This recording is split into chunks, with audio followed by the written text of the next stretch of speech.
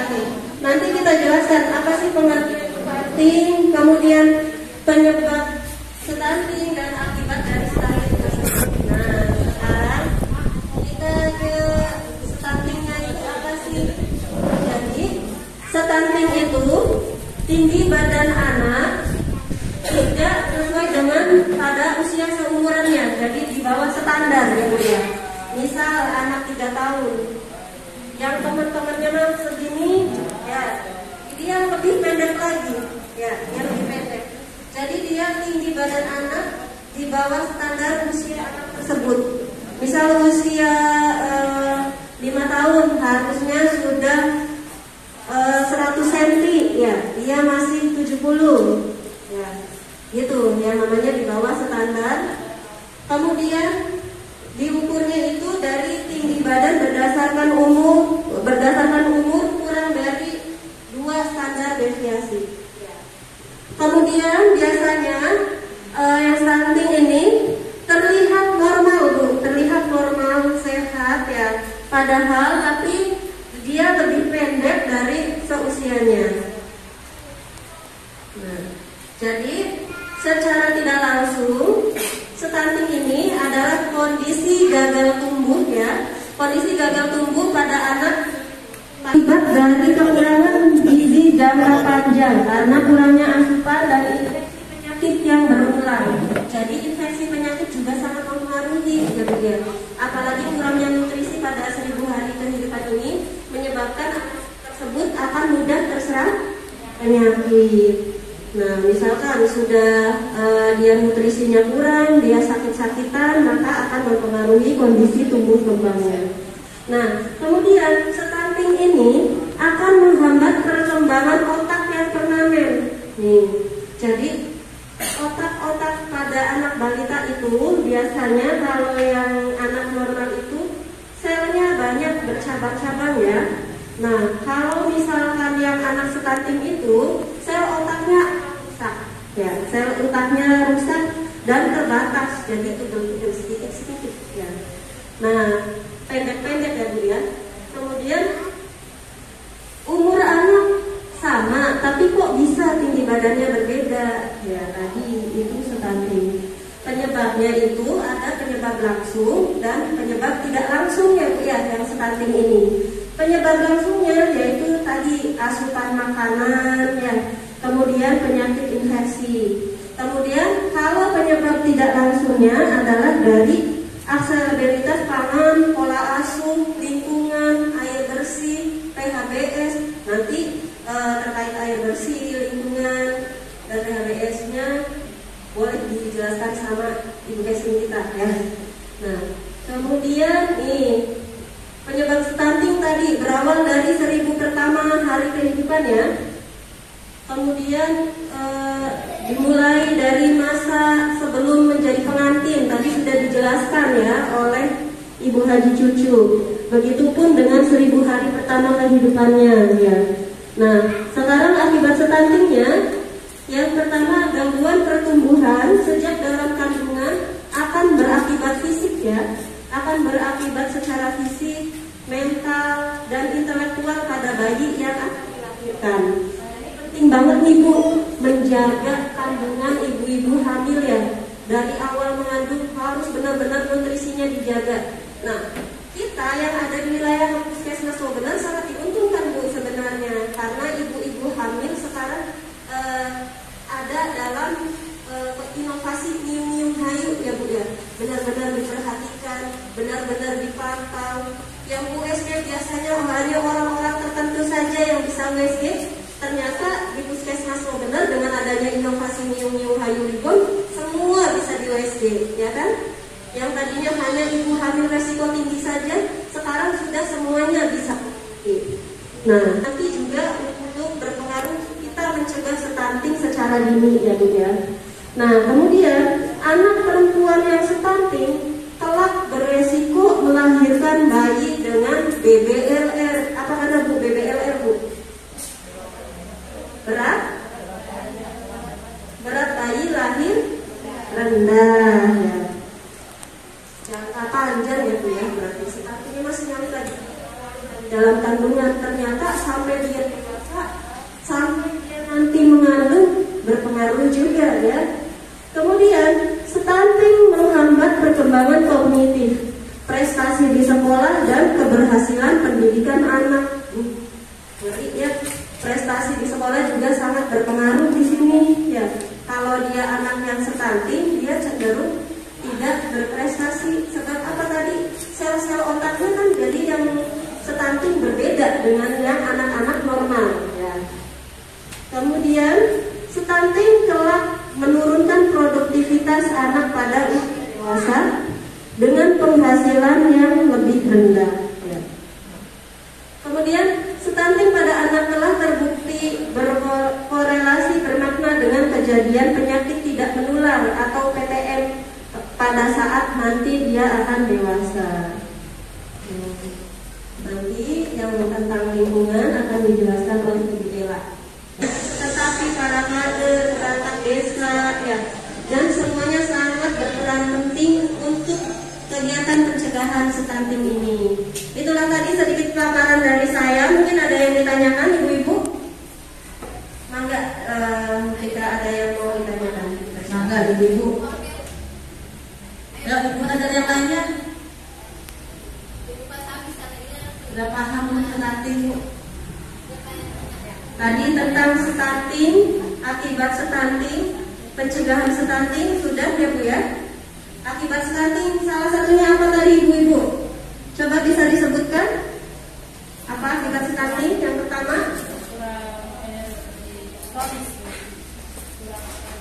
Kurang energi kronis. Ya, itu nanti ya pas saat dia ada di usia produktif ya. Pada saat baru lahir dia beresiko gimana pada saat dia melahirkan nanti dengan berat badan kurang ya, BBL kan ya, berat bayi lahir kan rendah. Kemudian setelah itu dia lahir dan akhirnya kemudian sel otaknya gimana? Iya ya, tidak seperti pada usia seperti pada umumnya ya, tingginya ya.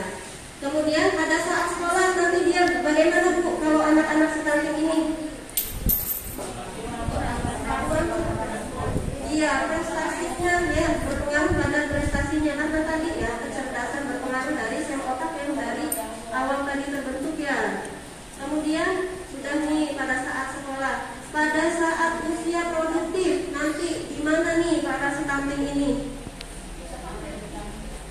Susah hamil kan ya, kalau susah hamil mah ya dia akan mudah terkena penyakit tidak menular. Seperti apa contohnya? Obesitas ya Bu ya. Nih kemudian setelah itu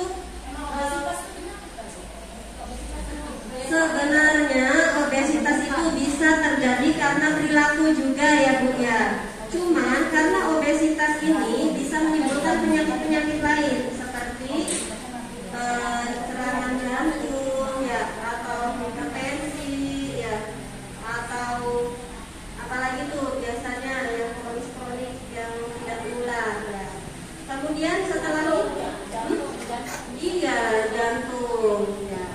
Kemudian apalagi Bu, misalkan sudah usia produktif terkena PPM, kemudian bila hamil nanti dikhawatirkan akan melahirkan bayi dengan berat badan rendah ya. Kemudian yang selanjutnya juga akan mengurangi produktivitas nih. Yang lainnya mah kerjanya udah sukses nih ya. Kalau yang itu produktivitasnya kurang ya. Jadi perekonomiannya juga berpengaruh dari situ. Untuk itu makanya mari kita sama-sama nih ibu-ibu yang ada di sini semuanya, mari kita mengajak bareng-bareng untuk mencegah stunting ya. Karena mencegah stunting sedari dini adalah tugas kita semua ya. Mungkin itu aja dari saya. Ada yang ingin ditanyakan lagi? Sudah pas, nanti kita lanjutkan dengan faktor lingkungan ya. Tadi penyebab stunting ada dua, faktor langsung dan tidak langsung. Faktor langsung tadi sudah dijelaskan dari masa calon pengantin, hari pertama, 1000 hari pertama kehidupannya, itu faktor langsung ya. kemudian pola makan. Nah, sekarang ada faktor tidak langsung nih dari lingkungan. Untuk faktor tidak langsung yang dari lingkungan akan dijelaskan oleh Ibu Ella. Untuk ngadep gini, ngadep pegangan, ya, biar kita nggak ngantuk ya. Ya Bu, berdiri dulu. Pegangannya ya.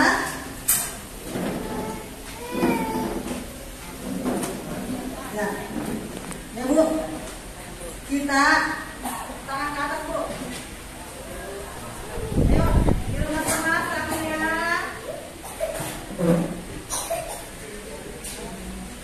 Samping dulu. Bangunnya diputar-putar. Kita berupaya aja putar-putar ya Bu ya. Kamu mau dimandu. Kepalanya Bu, diputar-putar. Oke.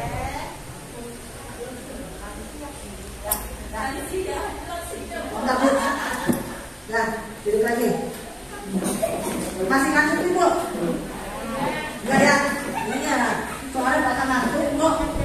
Ilmu yang maksudnya kita sharing Bu, kenapa ya Bu ya? Mereka jam-jam semini sarapan apa tidak ngantuk ya Bu ya? Ya Bu, saya hanya memaparkan sedikit saja ya Bu ya. Melengkapi tadi yang dibicarakan oleh Ibu Ade dan disampaikan oleh Ibu Ade mengenai stunting. Stunting itu kan kita ada dua yang bisa penyebabnya ya.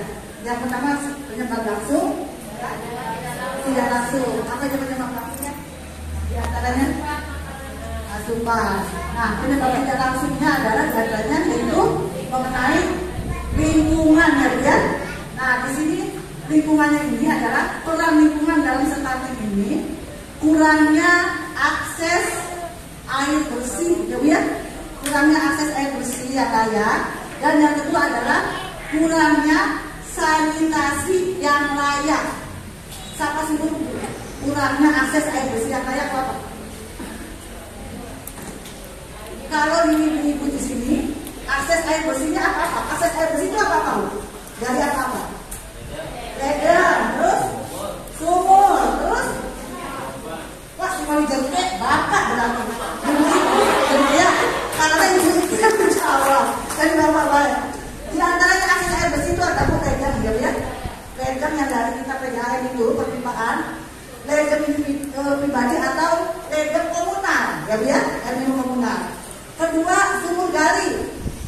Sumur gali juga bisa Bu akses air bersih asal sumur gali itu adalah sumur gali yang layak. Apa jadi layak Bu? Kadang ada Bu nganggo sumur, tapi sumurnya itu tidak layak. Jadi tidak diplester. Air apa namanya? Bakal jawabnya enak. Mencembang, ya mencembang. Terus bibir sumurnya itu tidak diplester. Nah, bibir sumur tidak diplester itu mengakibatkan banyak bakteri Bu. Jadi ya. Terus sumurnya tidak ditutup.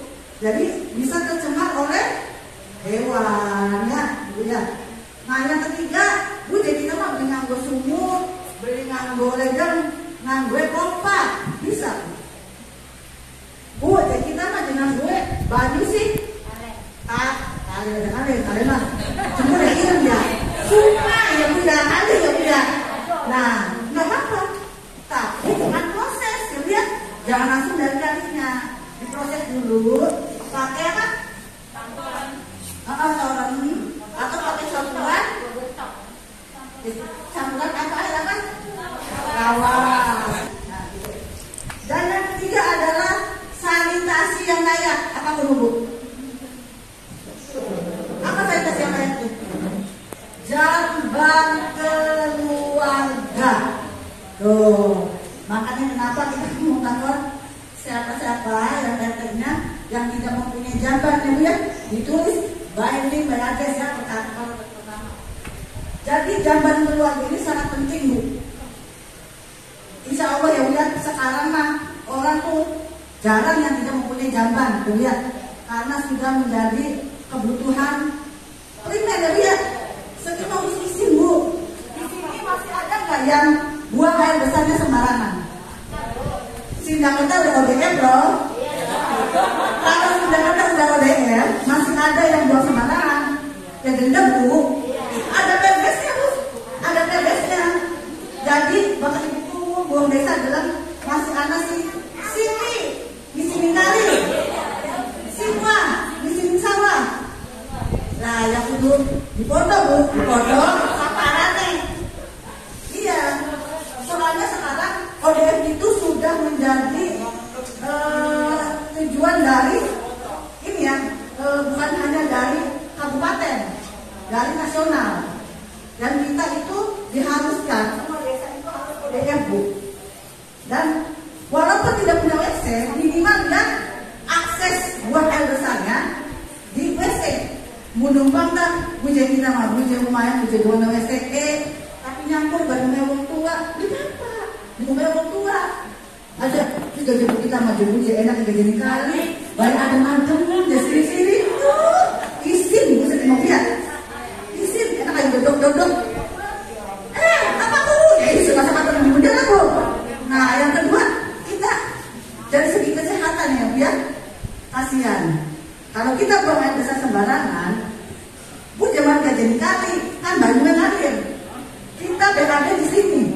Orang yang di ujung arahan lagi berbasuh, berarti berbasuh maka berbasuh di atas kaki ada. Jadi si kuning-kuningnya dia Bu, hendir, terangkat digosok gigi, akan tidak menimbulkan bakteri Bu. Ya. Nah di sawah, hujan ada di sawah aja Bu ada sini. Iya. Emangnya kayak kucing tak? Berkata satu orang tutup, beli kan? Enggak deh, di kawan beli. Buat enggak? Iya beli. Nah, mau asal alur, main curang Bu. Sedangkan radius jalan itu terbang itu jauh banget tuh. Bisa jadi bisa lama di sini sawah kono. Karena misalnya cuma ibu tas masak.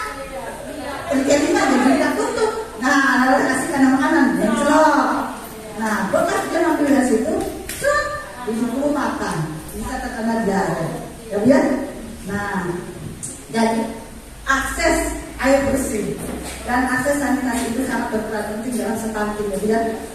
Ibu hamil, balita, kalau tidak minum air minumnya dari air minum yang layak dan mengandung banyak bakteri, itu bisa menimbulkan banyak penyakit. Ya biar. Dan bisa antaranya berkontribusi dalam stunting. Jadi di sini ibu kader, terutama ibu Salaman yang sebagai kader stunting, punten Bu. Jadi faktor lingkungan itu memegang peranan penting dalam penurunan stunting ya Bu ya. Jadi ibu nggak apa-apa, nggak hanya petugas kesehatan, ibu sebagai kader stunting nggak apa-apa kok sama teman-temannya, sama tetangganya, bisa kayak bisa jadi kalau misalnya ngomong baik kayak puskesmas, saya mitra kerja orang puskesmas, nggak apa-apa Bu. Kita usaha SK itu, SK CBP, ya mitra kerja orang puskesmas. Jadi konon, perihal itu tidak baik. Mau kan generasi kita yang akan datang, generasi yang sehat, generasi yang kuat, ya. Insya Allah sekarang stunting bisa ditangani. Mungkin kalau di rumah, mungkin karena pelayanan kesehatan yang jauh ya Bu ya. Kalau kita dekat, juga banyak di sini ya Bu ya. Jadi laka alasan. Nah, kita bersama-sama Bu. Kalau hanya saya petugas kesehatan yang keluar dewekan baik, nggak bakal bisa berjalannya tanpa adanya ibu kader, tanpa adanya ibu, tanpa adanya dukungan dari masyarakat ya. Dan yang ketiga adalah pembuangan sampah. Memang masalah sampah ini adalah masalah yang konflik ya dia. Beli hanya nih desa, kabupaten, bahkan di negara sampah ini masih musim ya Bu ya. Karena memang kita sehari-hari menghasilkan sampah. Nah, untuk kita membantu pemerintah, minimal dalam pembuangan sampah, sebelum kita membuang sampah, pelantai rumah tangga, Ibu Salama, Ibu Lia, kita buang sampah. Ini buang sampah di botol aqua, dipilah. Aqua, botol-botol kemasan, kabeh. Nah, untuk sisa-sisa dari makanan, sayuran atau apa, bisa untuk pupuk organik. Kalau ibu sih tidak bisa disimpan dalam wadah, disimpan. Nanti ada dengar buat ukur tadi. Atau kalau ibu-ibu yang punya tanaman kayak udah ngerti, kelengkanya manis gede. Karena kalau habis jalan asal beli bentar disiram, apa bu? Itu bisa buat pupuk. Ya, yang basi-basi, sini masih basi-basi ada fungsinya bu. Ya, untuk sampah itu tolong, mari kita bersama-sama ya bu. Karena bukan dari diri kita sendiri, dari mana lagi. Kita bersama-sama, kita pilah sampahnya, dan bakal botol kemasan dipilah, ya dong, bisa menghasilkan uang bu. Ya, bisa menghasilkan uang. Lumayan, ditabung di celeng. Di celeng ini sudah numpuk, disambung itu apa ya bu ya, bisa apa. Dan hanya mulai sekarang, dan ibu kalian ada dulu. Kita berikan contoh. Ya, di rumahnya, di air pembuangan sampah organik atau dari tempat dia mengguyur. Yes, memang dia sampah manggo botol-botol kemasan. Yang sama sisa taruh di sana. Oke, gimana salah? Ya.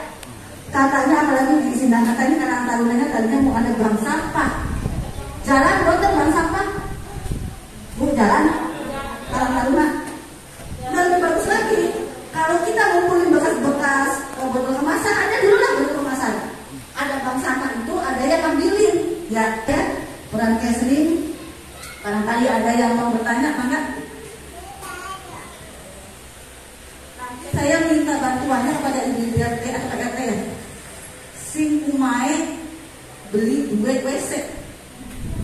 Ya, beli duit WC.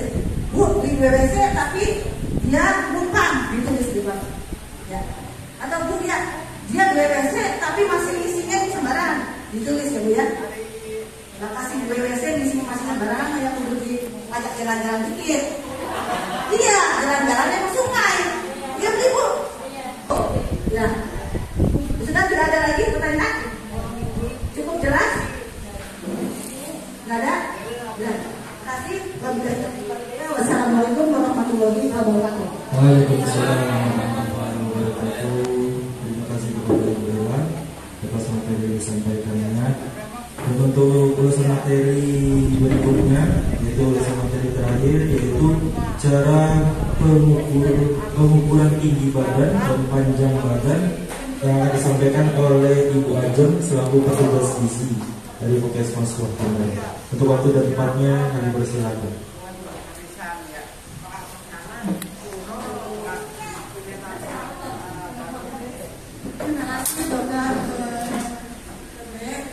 Mohon izin Ibu Guru Kalapus untuk menyampaikan cara pengukuran tinggi badan dan panjang badan dari sekian banyak materi yang telah disampaikan ya Bu ya, dari pihak Puskesmas, penyebabnya, kemudian resikonya, kemudian cara pencegahannya.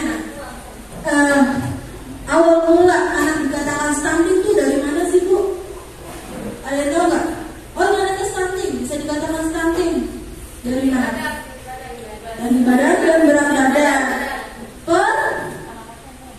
per umur, oke. Dan ditentukan oleh chart WHO 2020 ya Bu ya. Jadi ada rumusnya nih Bu untuk menentukan anak ini stunting atau tidaknya. Kemudian anaknya pendek nih pasti stunting, belum tentu ya Bu ya, karena memang kita bisa mengatakan anak itu stunting atau tidak harus dengan perhitungan chart WHO. Oke. Boleh langsung dimulai. Anaknya umur berapa Bu? Umur berapa? Umur berapa? 23. Berarti kalau misalkan di bawah 2 tahun harus pengukurannya harus gimana Bu? 23 bulan tuh berarti 2 tahun kurang 1 bulan ya? Oke, jadi harusnya tiduran Bu.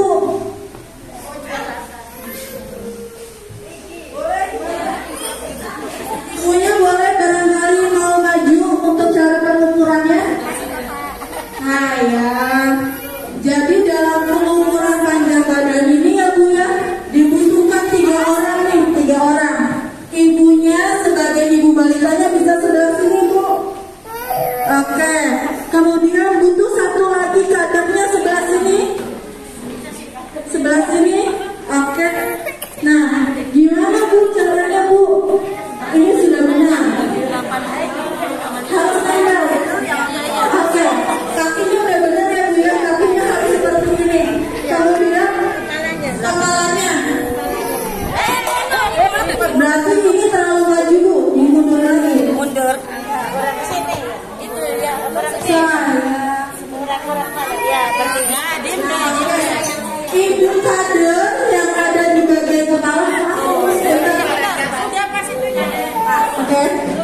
ibu kader karena butuh 3 ya.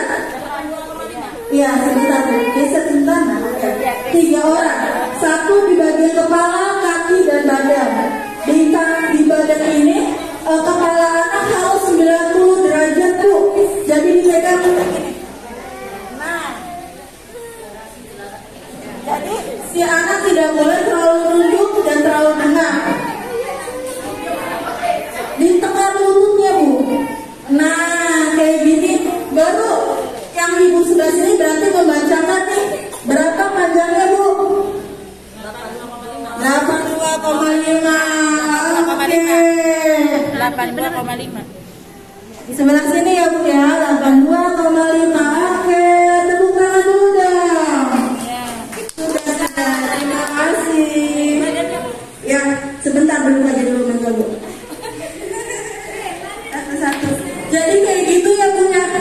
Untuk pengukuran panjang badan kita butuh 3 orang. Di bagian mana aja Bu? 3 orang tuh Bu. Ya, jadi ibu yang sebelah sini tugasnya membaca dan menekan lututnya agar tidak goyang ya Bu ya. Bu balita di sini pegangnya dedeknya menenangkan, oke? Jadi dalam pengukuran panjang badan butuh 2 orang kader dan 1 ibu balita atau pendampingnya ya Bu ya. Nah, saya mau nanya, kalau anak usia 0 sampai 24 bulan caranya berdiri atau terbaring? Terbaring. Walaupun anaknya sudah bisa berdiri Bu, kalau di bawah 2 bulan itu pasti masih harus ditidurkan karena nanti ada selisih Bu. Kalau dia diberdirikan pasti ada selisih 3 cm, itu sayang banget ya, bisa menentukan startingnya. Nah, kemudian untuk panjang badannya nih, ada yang mau prakteknya? Boleh, dedeknya, ayo dedeknya yuk. Gak apa-apa, sebentar. Ayo, gimana coba ibu kadernya?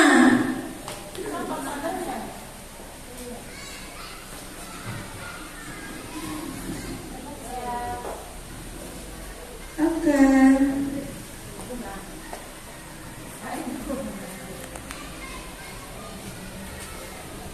Benar nggak Bu?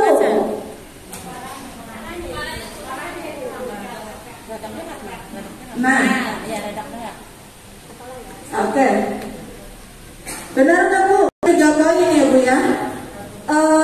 Si tumit, apa sih namanya itu? Ya, tumitnya harus nempel dengan tiang ininya. Kemudian si bokong Bu, bokongnya harus nempel. Dan kepala, jadi 3 poin itu harus nempel. Jadi misalkan ada nih ibu-ibu balita bawa anaknya di posyandu, cantik banget dikuncir, dikepang, dipakein topi, itu harus dicomot dulu ya Bu ya, karena nanti berpengaruh dalam pengukurannya. Oke, terima kasih, tepuk tangan dulu Ibu. Ya, sudah, terima kasih. 103,5. 48, oke. Kayak gitu ya Bu ya. Nah, kita kalau dedenya tenang, kalau dedenya berontak gimana Bu tipsnya? Cukup 2 orang, yang 1 intinya lututnya Bu, lututnya ditekan, jadi dia nggak petak-petak kayak gitu ya. Lututnya ditekan, kemudian sama kepalanya nih, dan si ibu balita pegang badannya. Itu tipsnya. Jadi nanti 1 baca ini nurunin cat, kemudian ada 1 lagi kader megangin lututnya sama si dagunya ya, ibunya megangin badannya kayak gitu ya Bu ya. Jadi untuk anak 2 tahun sampai 5 tahun bisa berdiri. Ada yang ditanyakan nggak Bu terkait pengukurannya? Semua kader harus bisa. Kenapa? Karena untuk bulan penimbangan balita itu ditentukannya lokus atau tidaknya desa itu dari bulan penimbangan balita Bu, khususnya di bulan Agustus. Terima kasih sudah membantu kami semua dalam mensukseskan bulan penimbangan balita ya, Ibu Bidan, Ibu Kader, karena setelah bulan penimbangan balita itu belum selesai Bu tugas nih namanya validasi. Jadi nanti data yang Ibu Bidan sekarang sama saya olah Bu, saya hitung status gizinya per balitanya. Kemudian nanti ketahuan nih balita mana yang masuk dalam kategori stunting. Setelah pengumpulan data pertama kemudian diolah, ketemu nih nama balita yang stunting, yang gizi buruk, gizi kurang segala macam, belum tentu Bu dia stunting, belum tentu juga dia gizi buruk, belum tentu juga dia gizi kurang. Karena mungkin dalam posyandu kan ramai ya, jadi banyak nih kesalahan-kesalahan yang dilakukan tentang pengukurannya, kemudian penimbangannya. Oleh karena itu kita perlu yang namanya validasi data Bu. Setelah bulan penimbangan balita, jadi nanti bulan September, ibu-ibu ada beberapa nama nanti balita, tidak semua posyandu, tidak semua anak posyandu yang harus diukur ulang tingginya, tapi ada beberapa yang harus diukur ulang Bu, untuk memvalidasi benar atau tidaknya. Karena kita harus hati-hati ini datanya di Agustus Bu, karena untuk penentuan lokus atau tidaknya stunting tahun 2022 ini.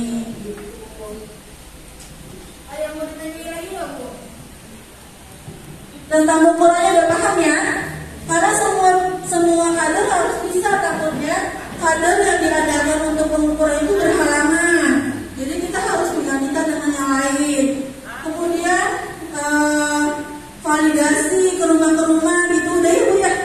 Oke, ada yang mau ditanyain nggak Bu terkait pengukuran panjang badan dan tinggi badan? Kuncinya tuh Bu diukur umurnya di bawah 2 tahun berbaring.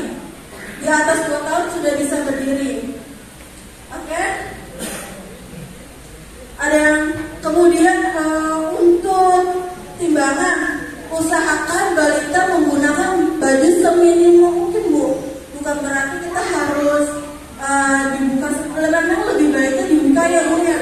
Cuma karena tidak mungkin aku posyandu, jadi nanti sebelum keluar itu ibu balitanya dikasih tahu aja, tangga pakaian yang tipis, kemudian barangkali pampersnya harus diganti dulu ya Bu ya.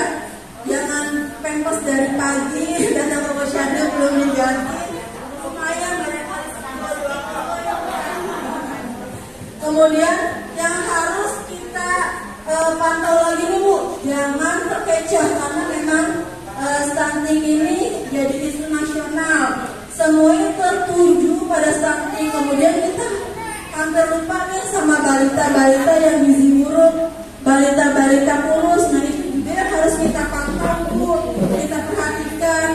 Karena kenapa sih Bu stunting itu menjadi isu nasional? Kenapa stunting itu sangat diperhatikan oleh pemerintah? Bahkan Bapak TNI kita itu menjadi Bapak Asuh stunting ya.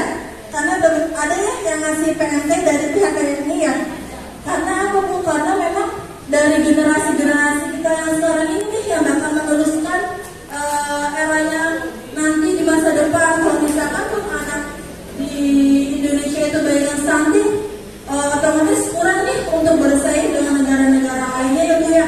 Insya Allah masih bisa untuk bebas stunting Bu. Bismillah ya Bu ya. Karena memang kasus Sinamerta memang dari tahun ke tahun menurun Bu. Nah itu luar biasa banget. Jadi yang penting dari pengukurannya, karena saya dan petugas puskesmas lainnya tidak bisa nih Bu, harus ikut semua pos ya Bu ya. Jadi kuncinya ada di ibu kader. Jadi kenapa ibu kader harus memahami, harus dibuat kepala. Kuncinya di lutut dan di kepalanya harus benar. Oke, ada yang mau ditanyakan nggak Bu? Yang vitamin A di sweeping semua dapat ya Bu ya. Nah kemudian sweeping itu untuk menjaring nih Bu. Jadi anak-anak balita yang tidak pernah datang ke posyandu, walaupun jarang, saat bulan Februari dan Agustus harus didatangi agar datanya masuk ya Bu ya. Kalaupun dia masih ada di lingkungan kita Bu, tapi tidak didatangi nanti mengurangi sasaran, sayang banget. Karena kan nanti presentasi stunting itu dari jumlah sasaran, semakin besar sasaran akan semakin kecil ya presentasi stuntingnya. Oke, mungkin itu aja Bu, kalau nggak ada yang ditanyakan, insya Allah paham semuanya.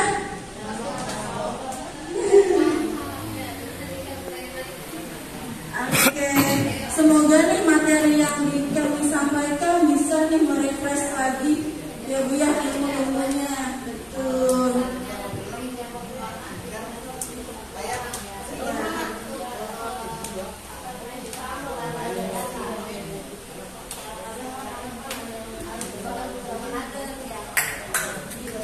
Khususnya ini kan khusus aja nih Agustus sama Februari Bu, karena bulan-bulan lainnya kan nggak ada panjang badan ya, jadi butuh tenaga ekstra di pengukurannya gitu.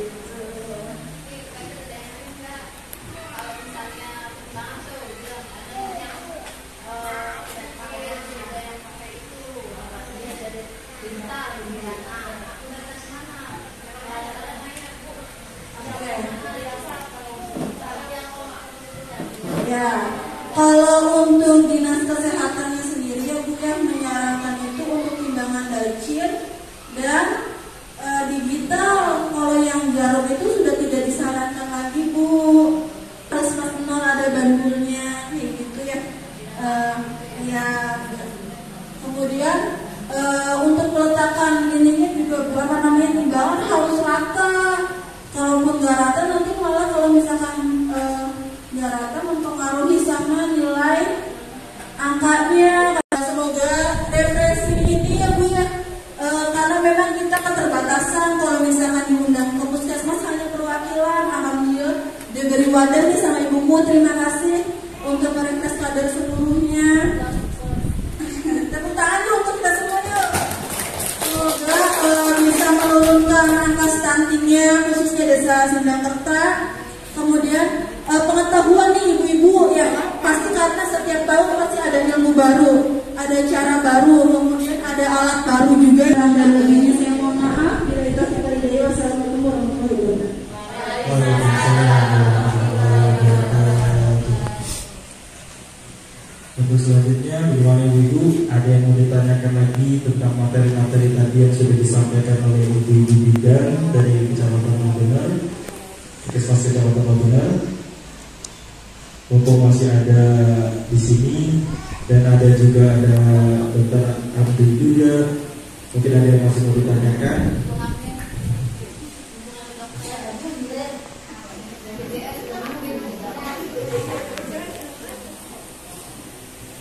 Tidak ada. Gimana? BPJS belum aktif.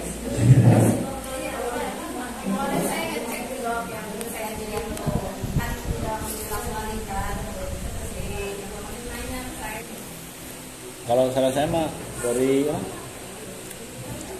Nanti dari bidang desanya komunikasi dengan dinas kesehatan. gitu, nggak murni bisa suci bisa. Biar memastikan, karena kan dia kan untuk ketegasan orang ini mampu tidak mampu. Gitu. Ya. Cukup? Cukup? Ada lagi yang ditanyakan? Ibu-ibu? Ayo. Jangan sampai pulang penasaran ini.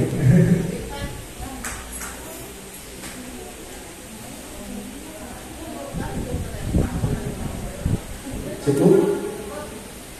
Kalau tidak ada yang bertanya lagi untuk acara selanjutnya itu penutupan, karena sudah alhamdulillah sudah selesai semua acara dunia acara.